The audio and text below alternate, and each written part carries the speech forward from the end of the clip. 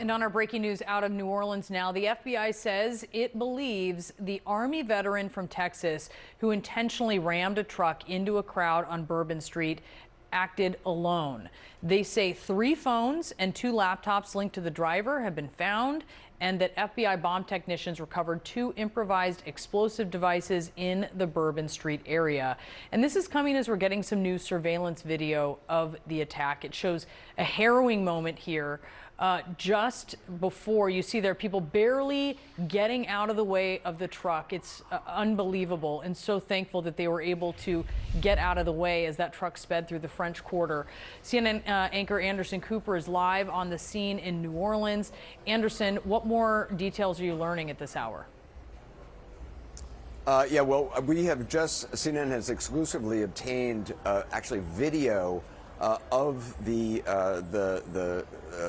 terror attacker. This I want to show you. This is taken from a doorbell cam of on a street where the attacker, you see there off to the right with the vehicle that he used in the attack. That is him arriving at and entering an Airbnb that he had rented about 2 miles from the Bourbon Street location. Where he, according to law enforcement, conducted this terror attack. That is the vehicle that we know he was rented in Houston. He rented it on December 30th. The FBI said today at a press conference they had several hours ago. He then drove it New Year's Eve, and while driving made about 5 videos in which he spoke to camera, according to the FBI. They recounted a little bit about what he said. He said that he had, they were showing the timeline. He rented the truck, drove it to Houston between 1 and 2 a.m. He's seen now on videos planting explosive devices. 2 explosive devices, according to the FBI, were found in the area of the French Quarter.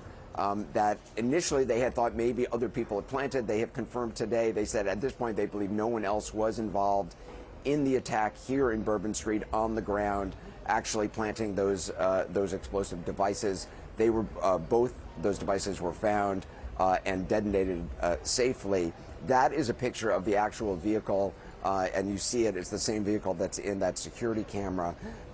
This is after the attack. What you're not seeing there is that there's actually a person on the right-hand side, lower right-hand side of the screen, which we're not showing, a person who was injured. And, we are still now learning a lot more about those whose lives were lost, about the people who were wounded. 14 people now confirmed dead, as many as 35 sustained injuries. A number of them are still in the hospital. I want to play some of, let you hear from the FBI agent in charge of this operation, some of what they have found from the phones and laptops that they have obtained. Hundreds of interviews that we've conducted so far, the social media review that we've done of his accounts, by my count now, the 5 devices we have, the 3 cell phones and the 2 laptops, been able to initially triage or go through that, and there is just nothing to indicate through call records, through anything on those devices, through interviews, through anything in our systems that he was aided in this attack by anybody. And again, I have to caveat, like the governor said, this is 24 hours into it, and that could change. So that was the press conference the FBI gave about 2 hours ago or so. They are still eager for any information that anybody has out there about this person. They are trying to build a timeline of the radicalization of this person, the disintegration of this person. According to family members, he had started to be erratic. And according to the FBI, Brianna, he had pledged allegiance or joined to, if one can actually join in some physical way, ISIS, or at least pledged allegiance earlier before the summer. And Anderson, what a different scene behind you now. I'm just struck by that. There are so many people. There's just the din of the French Quarter with the reopening.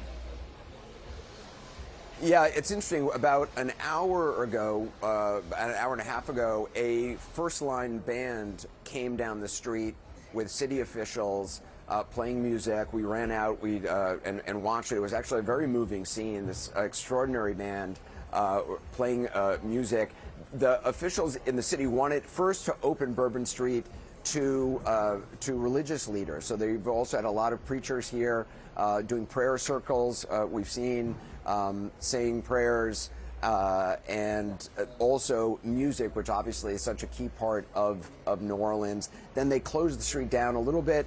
It's all cleaned up, and now they've opened it to the public. And as you see, it's not obviously incredibly crowded, but there are dozens and dozens of people wandering, walking up and down, just wanting to come here. Businesses have opened, the bars have opened. There's some music playing in a couple of bars down the street.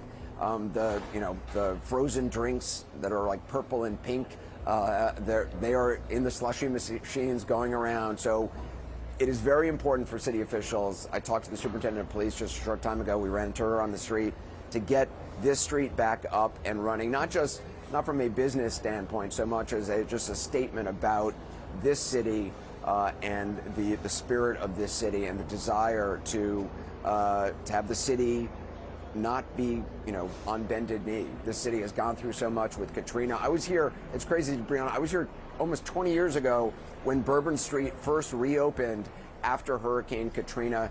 I remember it, city officials walked down the street, making it the official opening of it, and I remember the first bar that opened. So it's very strange to be back here 19 years later and see Bourbon Street once again reopening after a tragedy. Yeah, wanting to come back from a tragedy. And we heard that from people at the Superdome as they're getting ready for the Sugar Bowl.